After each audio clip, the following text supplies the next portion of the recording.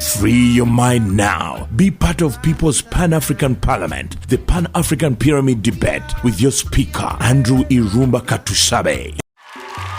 A very good evening, ladies and gentlemen. Welcome aboard. Welcome to another edition of the Pan-African Pyramid Show here at Fairway Hotel. My name is Andrew Irumba Katusabe, your speaker, and thank you for coming every other Friday from 5 to 8 p.m. here at Fairway Hotel, but also those who get an opportunity to be with us here physically at Fairway. This show actually runs on NBS television on Sundays from 4 to 5 p.m. Ladies and gentlemen, yesterday was Africa Liberation Day, formerly African Freedom Day, and African Liberation Day, you can say, is an annual commemoration of the foundation of the African Organization of African Unity, OAU, Organization of African Unity, which is on 25th May 1963, that's when it was founded. It's celebrated in various countries on the African continent, as well as around the world. The organization was transformed into the African Union on 9th of July 2002 in Durban, South Africa. But the whole day continues to be celebrated on 25th May, on Thursday, May, yesterday, marked 60 years of Africa Liberation Day. The first Congress of Independent African States was actually held in Accra, Ghana on 15th April 1958. It was convened by Prime Minister of Ghana, Dr. Kwame Nkrumah, and comprised of representatives from Egypt, then a constituent part of the United Arab Republic, Ethiopia, Liberia, Libya, Morocco, Sudan, Tunisia, the Union of Peoples of Cameroon, and of the host country, Ghana. The Union of South Africa was not invited, actually, although the Pan-African Congress had been working towards similar goals since its foundation in 1900. This was the first time such a meeting had taken place on African side. The conference called for the founding of African Freedom Day, a day to mark each year the onward progress of the liberation movement and to symbolize the determination of the people of Africa to free themselves from foreign domination and exploitation. Ladies and gentlemen, the conference was notable in that it laid the basis for the subsequent meetings of African heads of state and government during the Casablanca Group and Monrovia Group era, until the formation of the Organization of African Unity, OAU, in 1963. 5 years later, dear comrades, on 25th May 1963, representatives of 30 African nations met in Addis Ababa, Ethiopia, hosted by Emperor Haile Selassie. By then, more than 2/3 of the continent had actually achieved independence, mostly from imperial European states. At this meeting, comrades, the Organization of African Unity was founded, with the initial aim to encourage the decolonization of Angola, Mozambique, South Africa, and Southern Rhodesia, or call it Zimbabwe today. The organization pledged to support the work conducted by freedom fighters and remove military access to colonial nations. A charter was set out each sought to improve the living standards across member states. Selassie exclaimed, "May this convention of union last 1,000 years." The charter was signed by all attendees on 26 May 1963, with the exception of Morocco. That meeting, Africa Freedom Day, was renamed Africa Liberation Day. In 2002, the OAU was replaced by African Union. However, the renamed celebration of Africa Day continues to be celebrated on 25th May in respect to the formation of OAU. Ladies and gentlemen, 60 years later, as Africa attained its total liberation socially, economically, and politically, as invested by our forefathers in the struggle? If the answer is no, what role can the African youth play from today to realize our forefathers' dream about a free and united Africa. But also, are you satisfied, ladies and gentlemen, with the works of African Union in line with the dreams of our forefathers like Haile Selassie, Kwame Nkrumah, and among others who envisioned a free and fair Africa for all? Are you comfortable? Are you satisfied with so far the works of African Union, that actually the dreams of Haile Selassie are embedded within their works every day? Ladies and gentlemen, to join me this evening, Professor Mwambusya Ndebesa from Makerere University is a don at Makerere University, and I would like to be the very first to open our debate this evening. And good evening, dear Pan-Africanists. Yesterday, as the speaker has pointed out, was Africa Liberation Day. I want to use the expression that was actually coined by the then British Prime Minister Macmillan, Harold Macmillan, in 1960.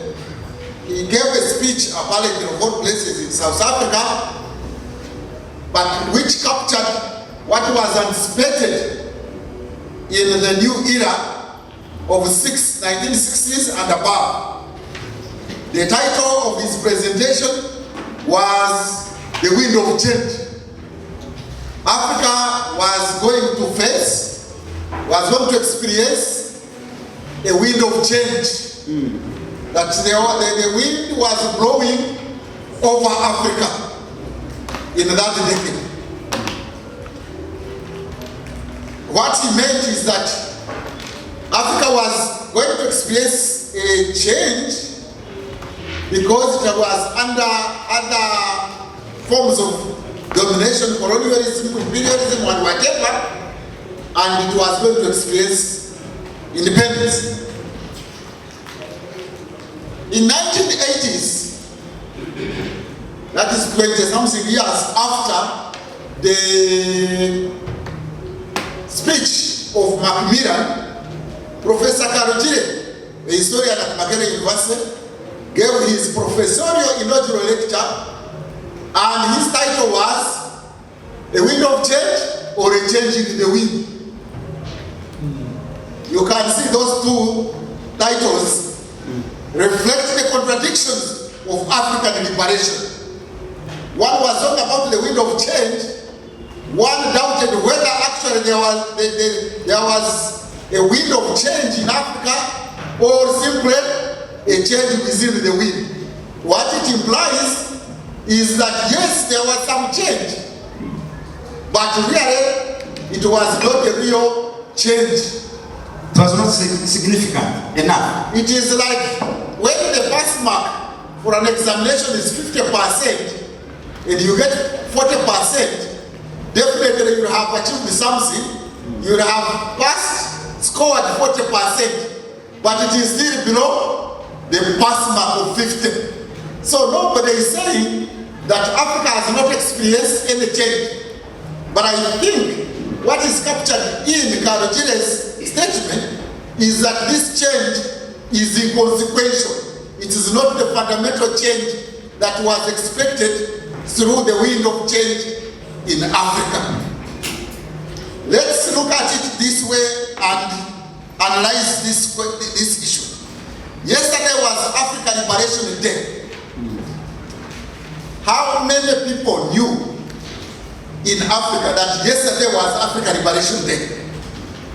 If you went to your villages, your various respective villages, how many people in the whole village, later on the whole sub-county, would tell you that yesterday, 25th May, was African Liberation Day? How many countries actually celebrated African Liberation Day?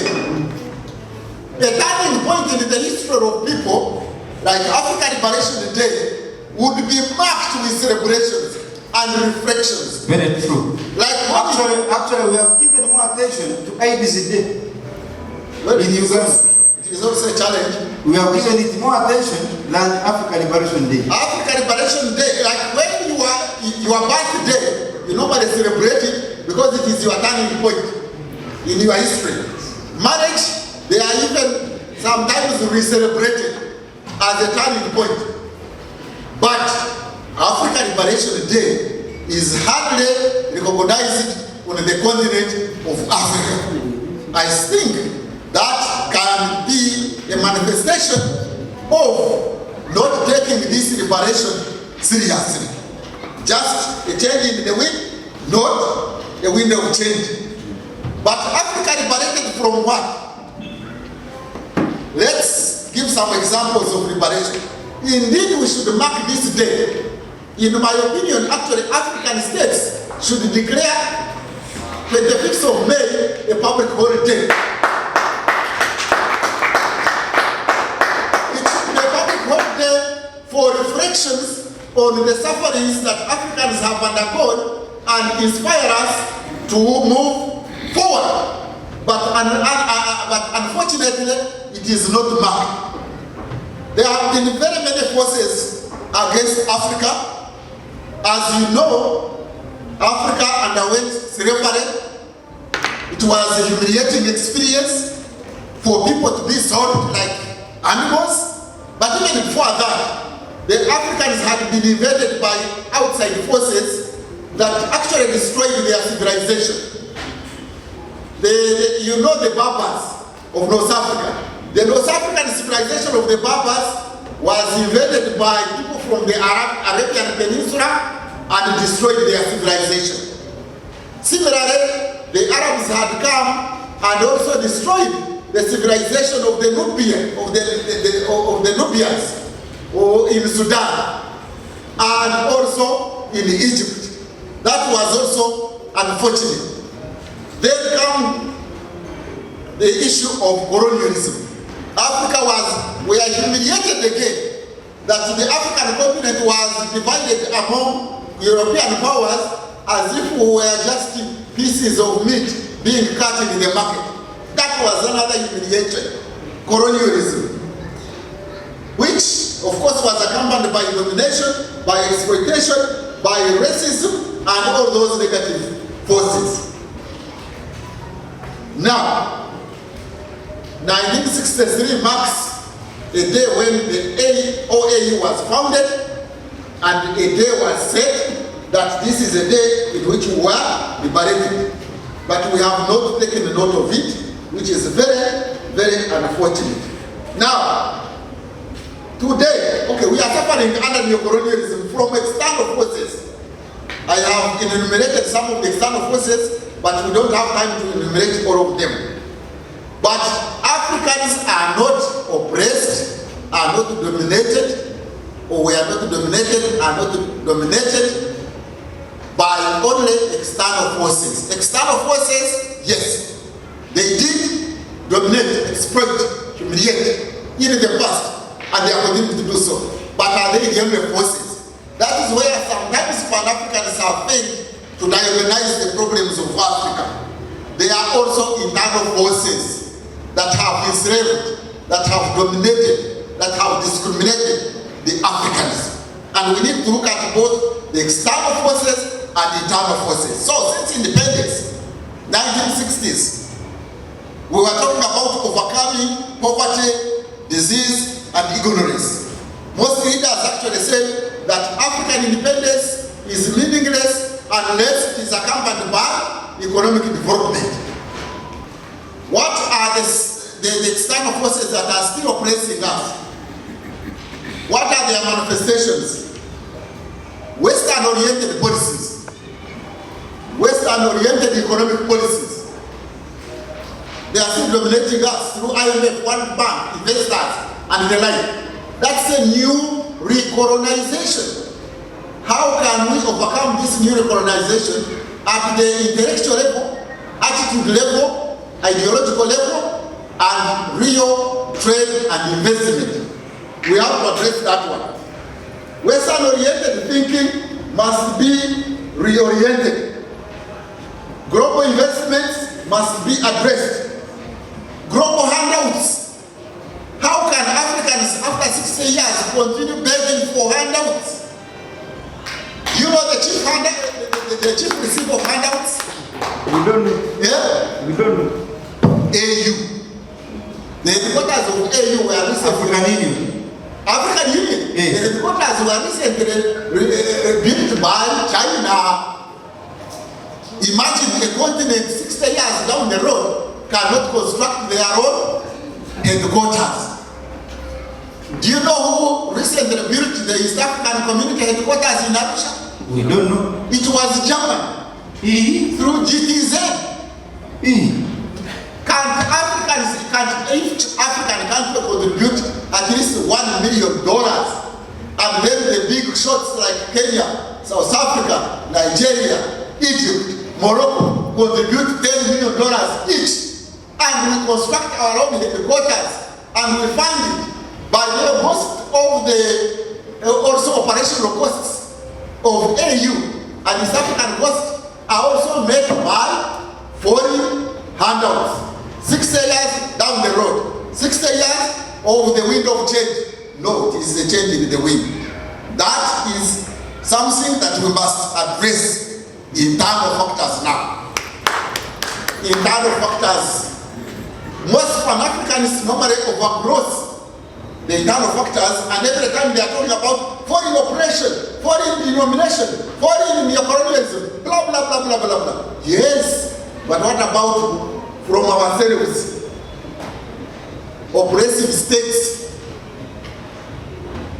Mobutu, Bokassa, Idi Amin, I don't know who. We must look at ourselves also and look at internal challenges. Our states are weak and oppressive, and partly that explains why we are still backward. We normally say, how we were colonized. Imperialism is still putting us down. True, it contributes. But wasn't Southeast Asia colonized? Can we answer that question? India was a colony. It is now becoming the first one. Singapore was colonized. Malaysia was colonized. Indonesia was colonized. Why? How come Vietnam was colonized and recently it had undergone a very severe internal war and external war, more than even which has destroyed those which have destroyed the African states. It has now overtaken most African countries. It emerged out of the war recently, but now it produces more coffee than almost all African countries combined. So in other words, you're saying we should stop complaining about us being colonized at one point. We should simply concentrate on our internal weaknesses. We can look at both, but let me give an example, which actually, an analogy which I got from General Muchishamuntu, who were at a TV, a civic TV station somewhere. He talked about immunization. When you have weak immunity, viruses and bacteria and protozoa and fungi and other microbes will attack you, won't they? When you have strong immunity and you are able to resist them, the problem with Africa is that our immunity is compromised. Definitely the viruses will always be there when you are a human being or any other being. The viruses and the bacteria, they will be there. There are those forces outside. The Western countries' forces. You have Russia, you have China, you have India, you have the Arab world. They are all wanting to also take advantage of our weak immunity. Can we strengthen our immunity? Can we vaccinate ourselves by ideological reorientation, clear orientation, and strengthening our state systems so that the viruses, when they come, they meet and be a strong immune system? But that question you raised, Mr. Speaker, every time saying, no, we are poor because of IMF for the World Bank. Wait. IMF for the World Bank is not going away. We are poor because of EU. So what? We are going to be dominated by Russia. Why can't it do it? By India now, by China, which is colonizing. So why can't we strengthen our immune system and overcome those colonialism and neo-colonial forces. But why we cannot do that? It's because we have not organized our house in order politically. The problem of Africa, the major problem of Africa is not lack of resources. We have the resources. It's not lack of finances. We have finances to a certain extent. The problem of Africa is lack of proper state, strengthened state and proper organization. I will give you Free your mind now. Free your mind now. Be part of people's Free your mind now. Let me give you an example of the weakness of the state in Uganda. When we sometimes talk about the weakness of the state in Africa, people normally say, no, we are not weak. Why? Because we are controlling our borders, we are controlling opposition if it is there, we have no rebel forces, and things like that. Let me give you how the states are weak. Giving the illustration from Uganda, but this is not unique to Uganda. How many ghosts we have? How many? Ghosts. Ghosts. Ghosts. Spirits. These body spirits. Do we have, can we come to them? Where are they found? So that we count 1, 2, 3. I am giving them to you. Where are they found? Where do you Ghost teachers, ghost soldiers, ghost pensions, ghost rank titles. What else? Huh? Ghosts. Ghost hospitals, ghost health centers, ghost degrees, Ghost politicians. ghost politics. Really? We cannot manage a state. Look at how Kampala is disorganized by border borders. We cannot regulate border borders. We have failed completely. We have failed to organize, regulate the hawkers. We have got a National Environmental Management Authority to regulate and protect our wetlands. How many people do you see right now? Get out and see how many people are building in wetlands. That we have got an authority to control that. We have got National Forest Authority supposed to control destruction of our forests. You go to the forest every day. We are amending forests are disappearing. Forests are disappearing. We are here. We have a state which is supposed to control that one. You are talking about education. We have got the National Council for Higher Education. What happened for the so-called expiry of degrees, which is not so correct? So we have got internal weaknesses of our states in Africa, not only Uganda, and these are the ones to which the foreign forces take advantage of and recognize us. AU getting money from China to build their headquarters. AU, by the way, is supposed to be a transnational state. You get me? A transnational state. A transregional state is the East African community in Arusha. If Arusha is weak, and if Addis Ababa is weak, and these regional national states are weak, why do you expect that people will not take advantage of us? Now we have got terrorist organizations that have habituated Africa. We have got those ones who are destabilizing Mali. They are there. Even Al-Qaeda is there. We have got Boko Haram and Al-Qaeda in Nigeria and Sahel region. I am told they have reached now the Democratic Republic of Congo. I don't know whether others are not in Somalia. They have even jumped and they are in Mozambique.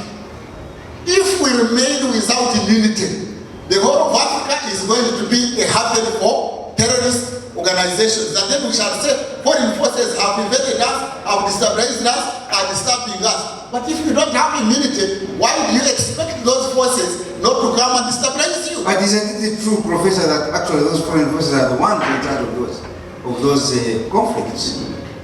Is it not a fact that foreign forces are the ones who are perpetuating those conflicts, who are facilitating them?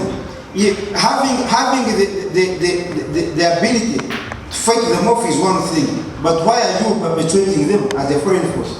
Why are they destabilized? Because knowing that Mr. Kashaya is very weak, and so he take advantage of his weakness and go and steal his chicken, does not exonerate me from being a thief. Now, when you talk about world geopolitics or regional geopolitics, you don't go in ethics. Why are those forces going to Singapore? Why are those forces destabilizing India? Why are they destabilizing South Korea? Why are they destabilizing Malaysia? Or Russia? By the way, even they are there. In Malaysia, they are there in Indonesia. But because they have strong immunity, they are resisting them. They are not failing states. They are not failing states like Sudan has failed. The African Liberation Day, which translated into the Organization of African Union, that was the 25th of May 1963. Later, this Organization of African Union came to be in the Durban African Union. And what is interesting is that this very African Liberation Day, at that time, the Kwame Nkrumah's and his colleagues, Mwalimu Julius Nyerere, the Amilcar Cabral, they were fighting for the initial physical liberation of the African continent. And it is interesting from that time that since the entire African continent has been physically liberated from the shackles of colonialism, it is only 12 countries as we speak or thereabout which celebrate the African Day or African Liberation Day. And like Professor Mwambusia was saying, it is a shame and it should be, and indeed it is, some of us in the Pan-African ranks, our duty and to make sure that we carry out the fight to have the entire African continent and all the African countries realize and declare the 25th of May Africa Day or African Liberation Day. We are in that Professor sir.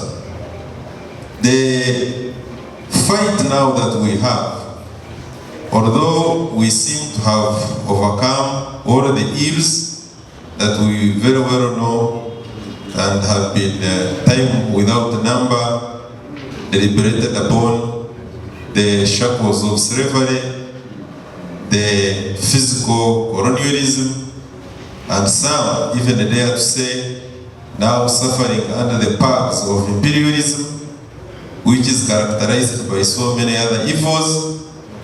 We have the biggest trouble, which is ideological liberation. We are falling short of liberating our mind, and the reason as to why Africa is still bedeviled with all manner of trouble as a consequence of not having clarity of mind. However, all hope is not lost when you see the dreams of the forefathers, such as the integration of the entire continent, which unfortunately was defeated during the antagonism that erupted between the Casablanca group headed by Kwame Nkrumah and the Monrovia group where Mwalimu Julius Nyerere belonged, whereupon they failed to agree and the Monrovia group carried the day by having a loose coalition in the Organization of African Union, which some people have called a toothless dog, and others have actually hinted that it is no dog at all. But whatever name you want to give it, it at least managed to galvanize efforts of physically liberating the African continent from the shackles of colonialism. I take pride in the fact that we have seen a few endeavors being undertaken at the African Union, and also when you look at the regional groupings like ECOWAS, IGAD, SADC, YACA, which are all forming the pinnacle of, for instance, Africa Continental Free Trade Area. Then the economic question, in my opinion, of Africa is getting solved in the sense that it is very difficult that you're going to find an Africa which is economically integrated, not having common goals and objectives of transforming the continent, because the trading levels, because currently as we talk, I think the percentage, the trading percentage, the intra-trade within Africa must be well below 15%. If it is big, then it must be around 20%, and that is dangerous. You cannot have a continent which is a unit and has got a fountain called the African Union trading at well less than, amongst herself, at well less than 20%, and you expect that they have got common interests. At the same level, in respect to this very particular Africa Liberation Day, and as what is still left to be guarded, what by taking stock of how far we have come, which actually is supposed to be the cardinal aim of Africa Liberation Day, where we have come from, challenges we have made, and how we plan to overcome them, which appear not to be the case, save for the 12 or so countries that do celebrate this day. It is one of the recommendations, and it is actually our cardinal and duty as Pan-Africans to see to it that we increase the celebration of this day, not just to feast, but to take stock.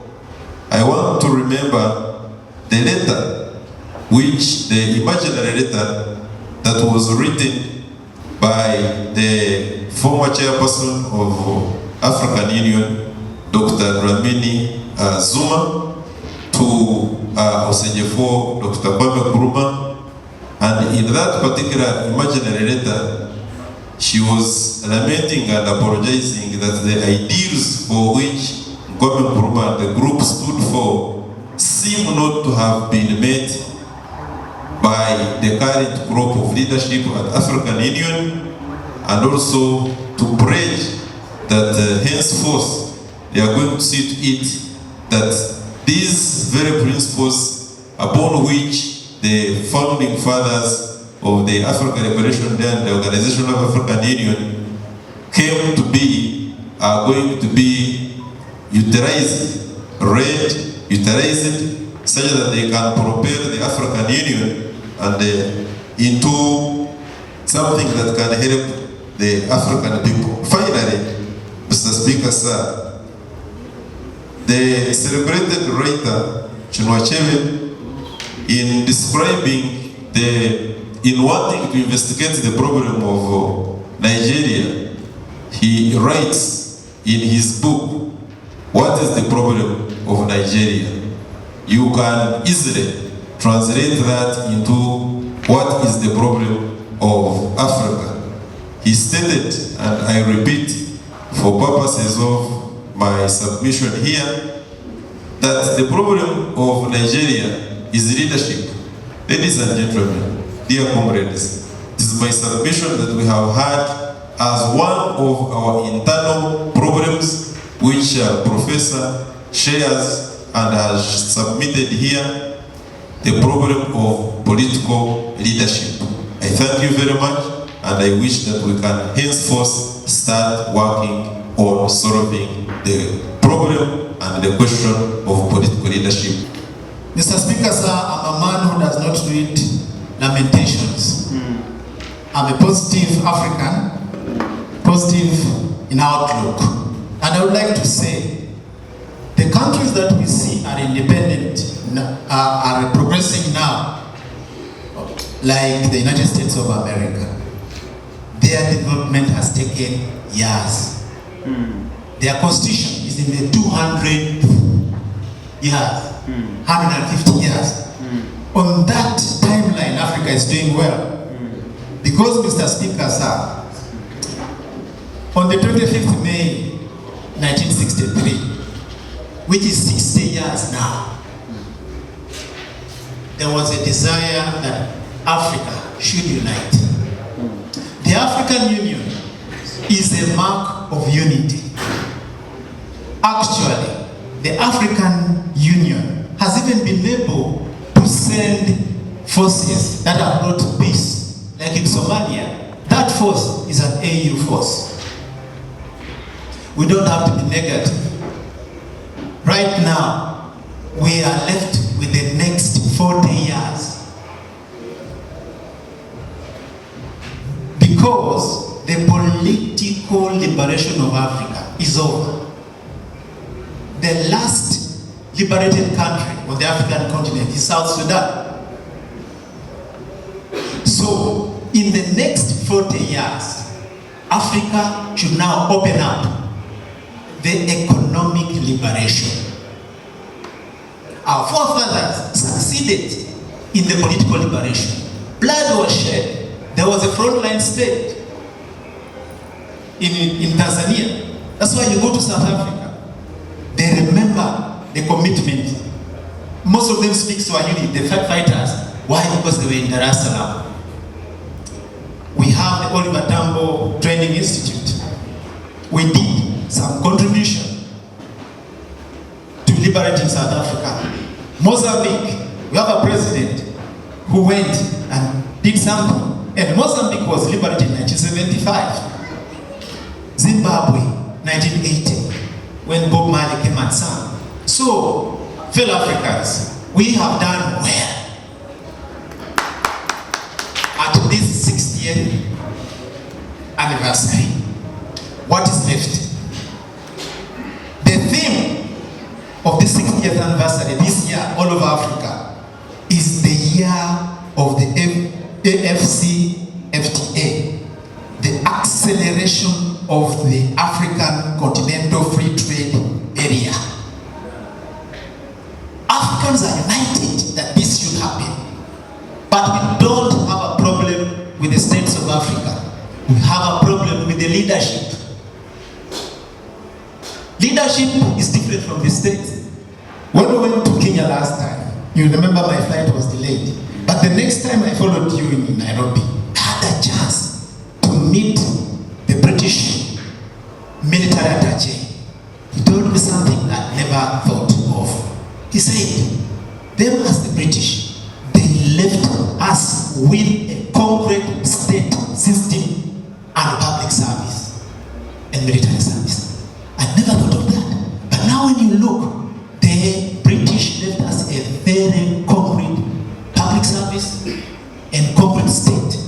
The state of Uganda is strong, but it's the leadership that is failing. Mr. Kashaya James, a renowned researcher, Yes. a Pan-Africanist. Let's hear from you.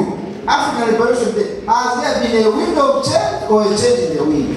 Mr. Speaker, sir, Africa yesterday was mourning, not celebrating.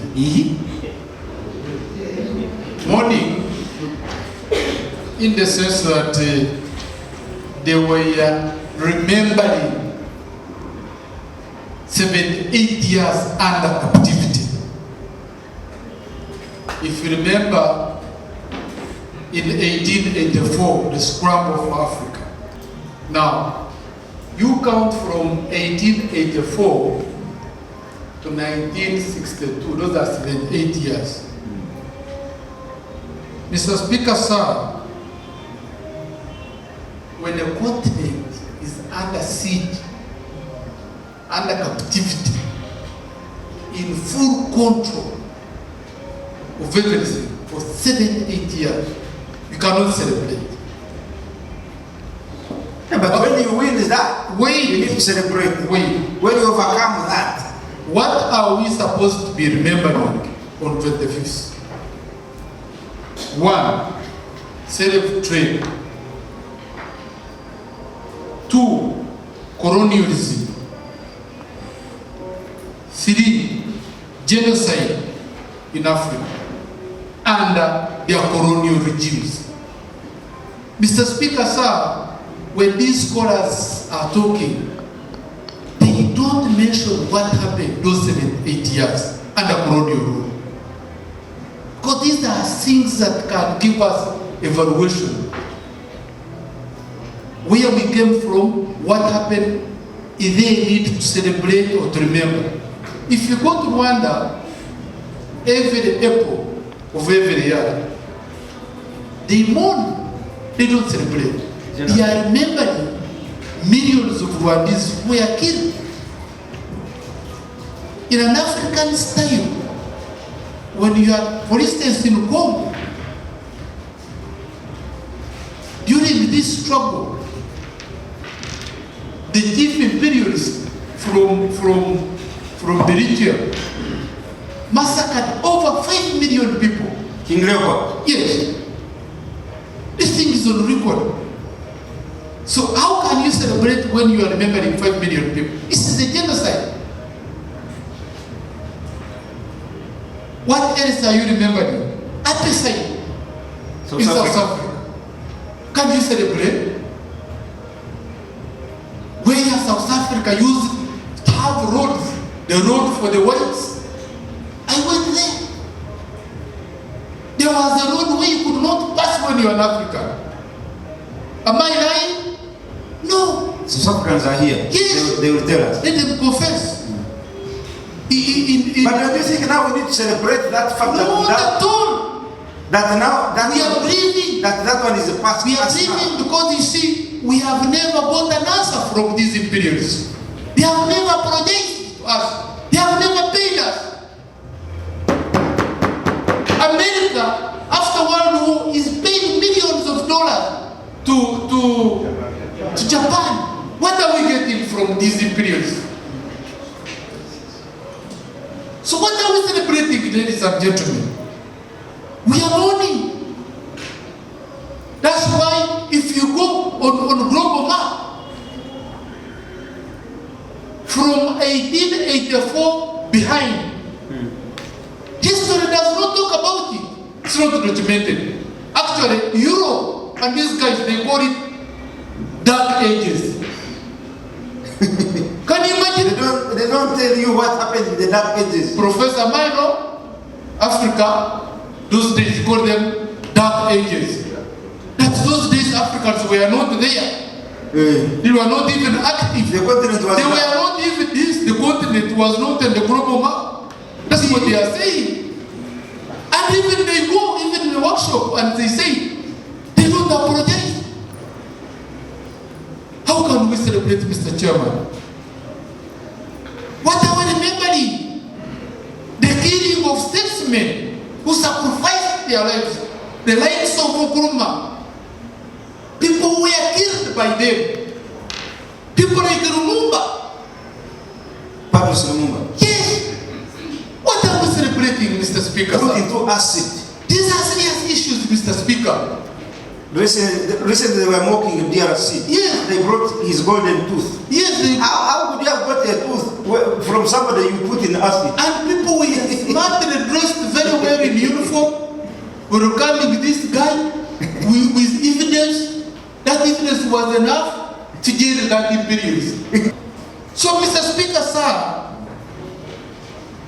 the problem that we are facing, why we are actually divided, it is an ideological bankruptcy. In your concluding remarks, you said, in the words of the professor, you have all these ghosts. But what is the role of the youth of today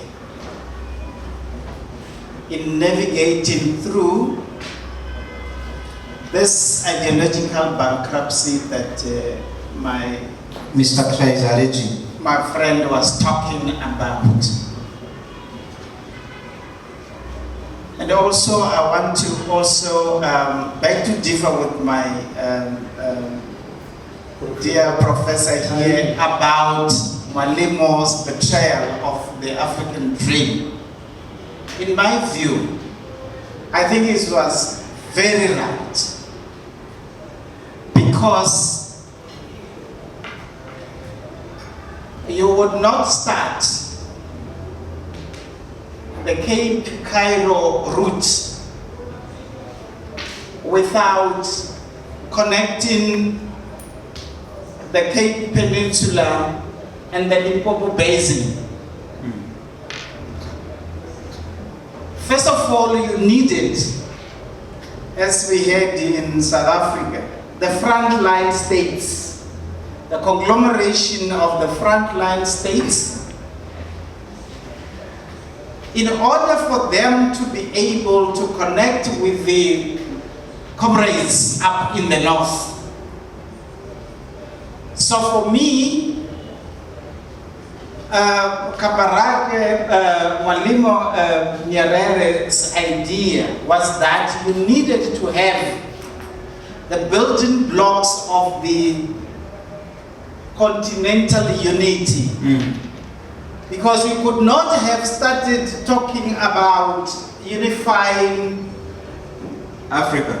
The Africa when you within the East, the Central, and the Horn of Africa are not united. Yes, I disagree. The problem that we have today with this much celebrated Africa continental trade zone, it's because, for me, it's still very philosophical and theoretical.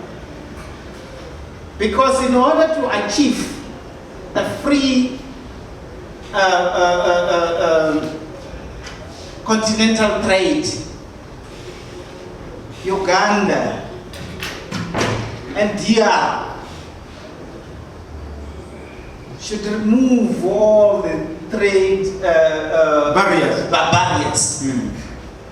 There should be free movement of goods and services. And services within your neighbor. ESC. So once you have removed that, then you will then be able to go talk to Kenya, talk to Burundi.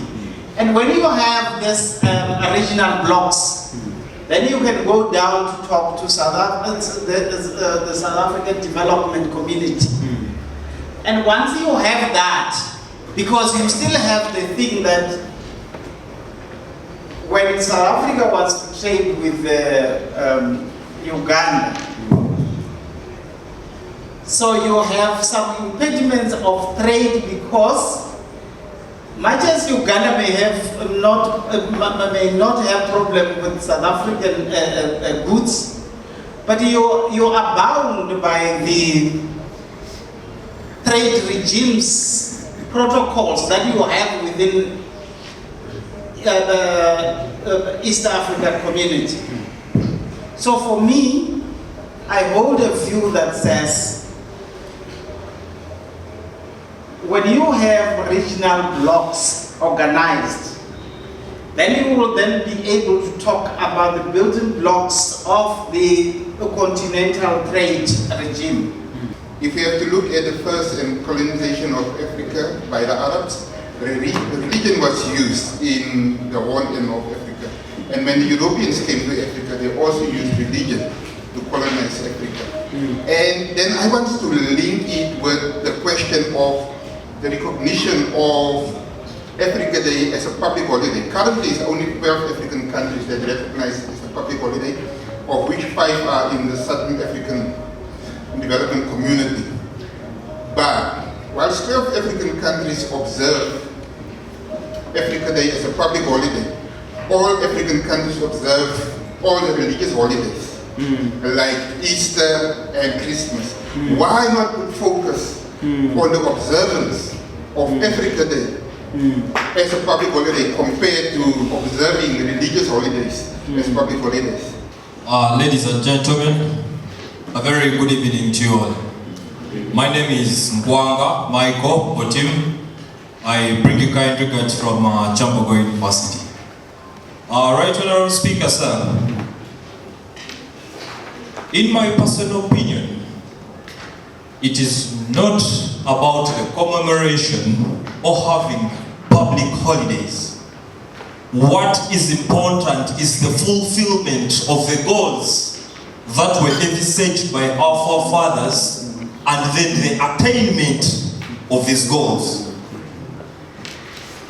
I personally do not intend to preempt the arguments and findings of the previous speakers, but I want to think that it would be more simplistic for one to attain Africa's current position to the white man than what is happening with we the Africans. First, Africans do not know and we do not understand what we are and what we are capable of doing. Statistics has it that 40% of the world's gold is found in Africa. I beg your pardon? The 60 is subjective. The 40% is for world's gold, and then 90% of the world's platinum and chromium is found in Africa also. 65% of the world's arable land is also found in Africa. Why has the liberation of Africa failed? Professor talked about internal struggles that Africa is having. The biggest point of the day is hypocrisy among Africans.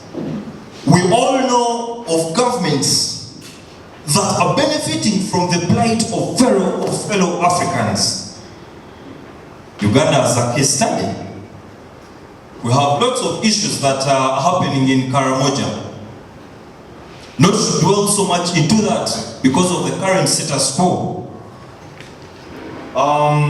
We also have governments that are engineering wars. Many of the civil wars that in Africa, when you deeply investigate, the governments that are having selfish interests, Africans are even quicker to steal from one another, to degrade to the value while protecting the white man's interests. Now, ladies and gentlemen, we cannot have an African society that values white interests at the expense of their own brothers and sisters.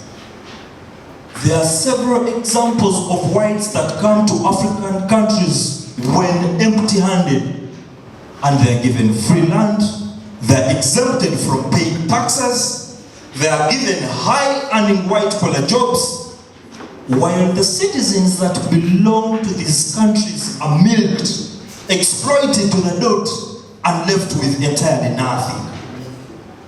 Why then must we celebrate the liberation of Africa? What should we do? If in totality, looking at the political, the economic and the social interface, the liberation does not cease to take on the practicability. We have been exposed to modern day slavery by those that should be protecting us from the same. Today, African countries like Uganda export more of, how do I call it, Bakadama.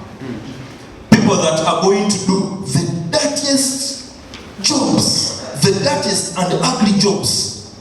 That has turned out to be a major export for many African countries. To cite an example, Uganda. It is a very painful aspect. And of course, I think, personally, it is very flummoxing that a government official with health complications flies abroad for treatment, and the therapeutics are done by a team of medical workers that are headed by a black doctor. Isn't that very disturbing? Now, right, Honorable Speaker, that is where we are. I'm thinking the liberation of Africa first must be strategic. There must be a plan that is very strategic and comprehensive. And of course, I feel regional approaches should be very imperative to make this liberation sustainable.